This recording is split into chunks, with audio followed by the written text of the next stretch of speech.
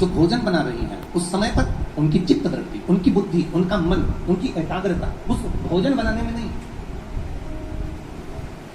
आप में से कितने लोग हैं कभी मैनपुरी में कोई मंदिर का भंडारा हुआ हो तो आप लोगों ने पूरी सब्जी खाई हो? किस किस ने खाई है? जरा हाथ उठा जरा। खाई है? हमने भी खाई है। ऐसा नहीं कि नहीं, कभी अनुभव करना।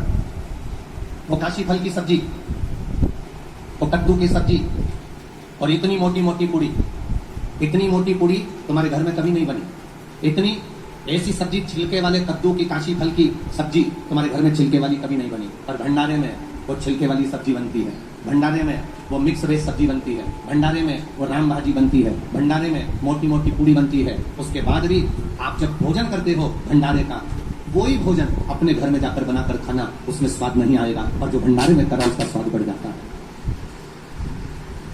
भंडारे के भोजन का स्वाद बढ़ गया और तुमने जो घर में बनाया उसमें स्वाद नहीं आया। उसका कारण क्या था? उसका कारण क्या है? क्या हमारे घर में भोजन ठीक नहीं बनता? क्या हमारे घर में मसालों की कमी है? क्या हमारे घर में सब्जी की कमी है? क्या हमारे घर में वो तेल नहीं डलता जो भंडारे में डलता है? उसमें कोई चीज की कमी नहीं है। हमारे यहाँ जो भोजन बन रहा है और मंदिर में जो भोजन बन रहा है उसमें एक अंतर है।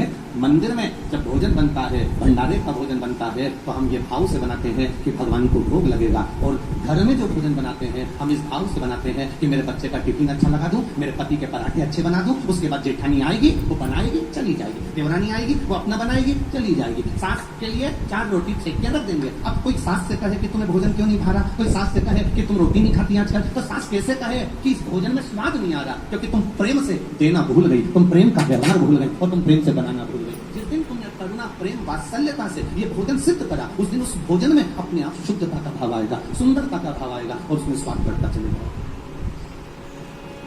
क्या है ऐसा शिव पुराण में?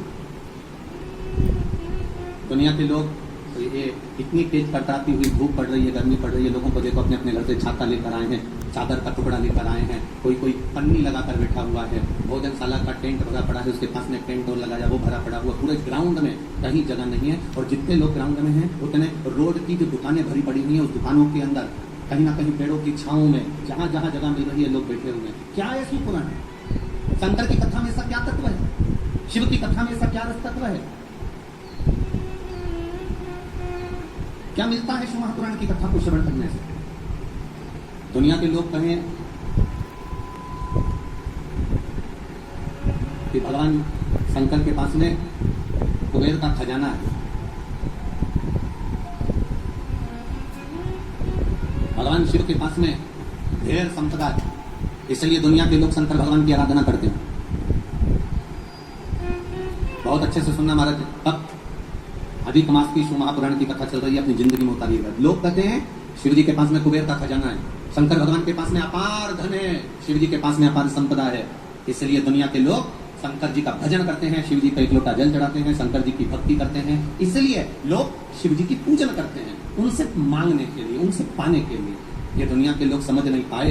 लोग कहते हैं शिव जी की पूजन इसलिए करते हैं क्योंकि उनके पास करोड़ों का धन है, अंबारियां भरी पड़ी है, लक्ष्मी भरी पड़ी है, संपदा भरी पड़ी है। उन दुनिया के लोगों को बताना कि हम शंकर जी की पूजन इसलिए नहीं करते कि उनके पास कुबेर का खजाना है। दुनिया के लोगों को बताना हम शंकर जी की पूजन इसलिए नहीं करते क्योंकि उनके पास ढेर खजाना है। हम शंकर जी की पूजन इसलिए नहीं करते कि उनके पास में धन और दौलत के भंडार भरे पड़े हैं। हम शंकर जी की पूजन इसलिए नहीं करते कि शंकर जी के पास बहुत सारी संविधा, बहुत सारा सामान, बहुत सारी पूंजी हमारे भोलेनाथ जी के पास में है। हम शंकर जी की पूजन धन को देखकर नहीं करते, हम शंकर जी की पूजन, सनातनी शिव जी की पूजन शंकर का भक्त इसलिए करता है कि शंकर जी के पास इतना होने के बाद भी वो लुटाकर शमशान में रहता है, इसलिए हम शिव की पूजन करते हैं जो दोनों हाथों से लुटाना जानता है। इतनी संपदा होने के बाद खुद अच्छे सोने के महल में रह सकते थे भोलेनाथ, इतनी संपदा होने के बाद, कुबेर का भंडार होने के बाद, खजाना होने के बाद मेरे भोलेनाथ अच्छा महल बनाकर रह सकते थे, पर मेरे शंकर भगवान ना महल बनाकर रहते हैं, ना बहुत बड़ी अटारी बनाकर रहते हैं। मेरे भोलेनाथ तो शमशान का निवास कैलाश के शिखर पर अलमस्त होकर बैठे रहते हैं, क्योंकि हम शिव जी की पूजन उनके खजाने को देखकर नहीं करते, हम शिव जी की पूजन इसलिए करते हैं कि खजाना होने के बाद भी उनके जैसा लुटाने वाला दुनिया में कोई नहीं होगा, इसलिए शिव की आराधना।